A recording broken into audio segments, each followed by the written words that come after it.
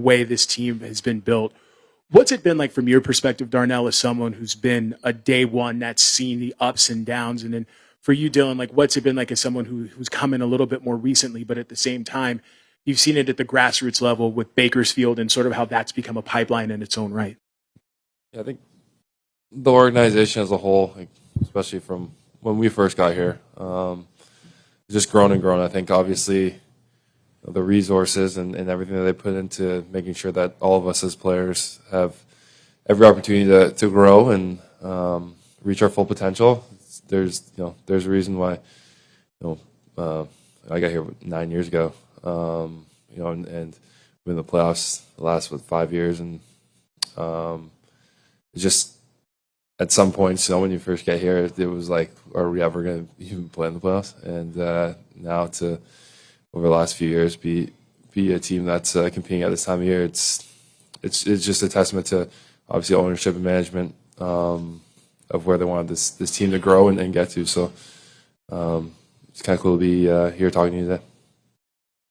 Yeah, I guess. And then for me, I got drafted, and it was already a good team. Like, it wasn't so much missing the playoffs; they're already going on a run. So it was just cool to be a part of. I had to just work my way and try and have an impact on the lineup. And I spent some time in Bakersfield, and then now I'm back up here. So just excited for this playoff run, and it's cool to be a part of.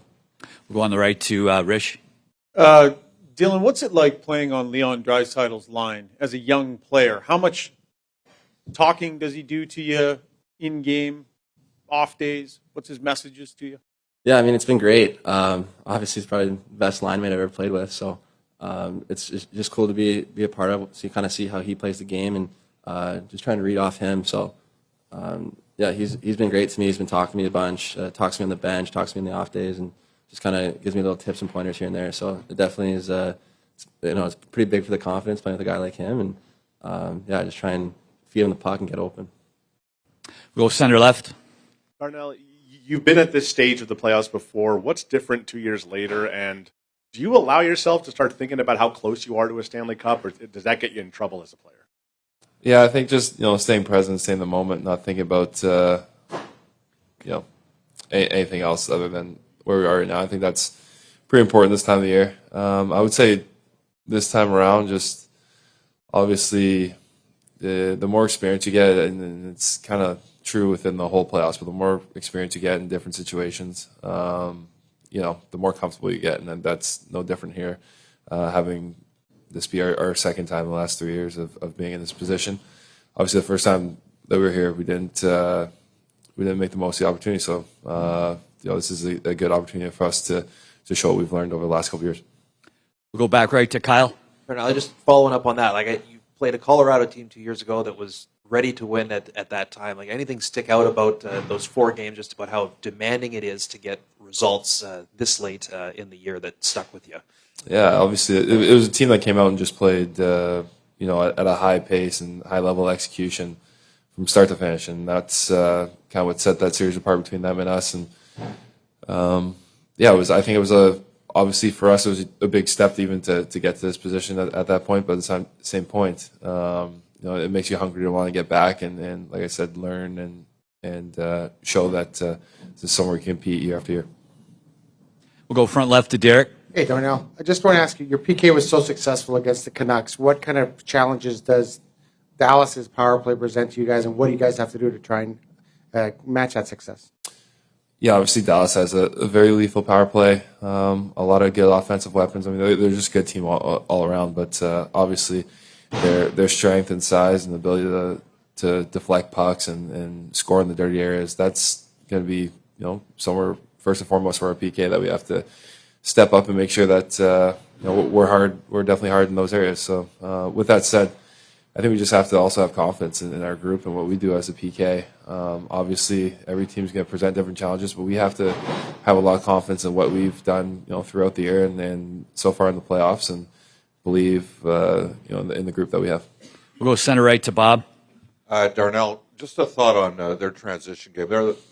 Dallas and Colorado are analytically two of the best off the rush teams. Like, you saw that a bit the last time we were here. You obviously got to be cognizant of it. What sort of besides being aware, what sort of things can you do to ensure that they don't get you in terms of transition?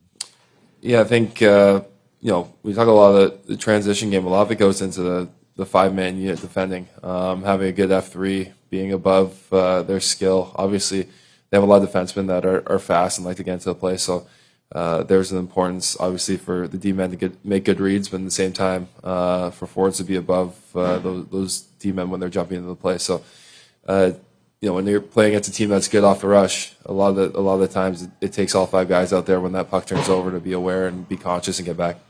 We'll take a couple more. Elliot on the right. Dylan, what was the best note or text message you got after your Game 6 goal? Probably from my brother. He was pretty fired up. He's always been a big supporter of mine, so he just sent me this long text message. He's misspelling words, so I think he's pretty excited. But I probably texted my brother. We'll go center left.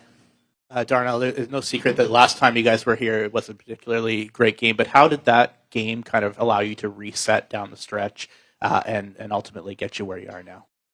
Yeah, if I remember right, the game after we played Colorado, we had a huge game at home against Colorado. This is the playoffs. You kind of take the regular season and just park it. I think that's kind of see that through the first 2 rounds for us. The regular season, obviously, you learn and you prepare for this time of the year, but you go into game 1 and it's a completely new animal. Last one, Ryan, center left. Dylan, this is for you. I mean, everybody talks about Dallas being this team that's been homegrown. They have 11 guys that are homegrown. You and Darnell are 2 of 9 in Edmonton. Like, how would you describe what it's like to see a system not only grow guys and have success, but know like that's been one of the reasons why you're here? Yeah, I mean, like I said earlier, it's just cool to be a part of. Coming into a team with such phenomenal players like Darnell and Leo, Connor, those guys. It's just cool to be a part of. I just want to learn from those guys, and they kind of paved the way here. So our team's this good right now because of them. So it's like I said, it's just it's special group, and I'm just excited for this game 1. The same lineup as we had in Game 7 against Vancouver. What are the things, the small details you think your penalty kill has really dialed in right now that's letting them operate the way they are? Well, I think there's a few things. One, the commitment to blocking shots, especially from our defensemen. Another one is just those 4 guys that are on the ice together being playing off their instincts and being quick. Anytime there's a loose puck, they're on attack mode, trying to go get that puck and doing a pretty good job of communicating and clearing that puck. But I think probably the biggest thing is just playing quick, and they're just no hesitation, and everyone's reading off each other. Go front left to Derek. Hey, Chris. Just want to ask about Stuart Skinner and how important that reset you think was to him going forward now. And I know he's a guy that likes to battle through and bounces back, but how important did you think it was to kind of pull him back, sit him down, and then go with him the next? Well, I think Stu would have found his game whether we continue to play him or give him that reset. So I'm not necessarily think that it's just a result of giving him a couple of days off and he was able to work and practice and think about how he'd been playing. He quite likely would have got to his high level of play no matter what we did. Seen it numerous times before in the regular season, and if there was a dip in his performance, he usually responded and played really very well shortly after. And the reason why I'm saying that is because, from my experience watching Stu through my time here with Edmonton, he's been pretty darn good. He's been a solid goaltender, an almost elite goaltender.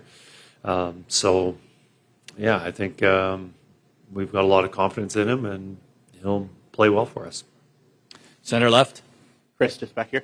It's no secret that the last time you guys were here, it didn't go particularly well, but how did that game kind of change your team and reset you guys for the stretch run of the season?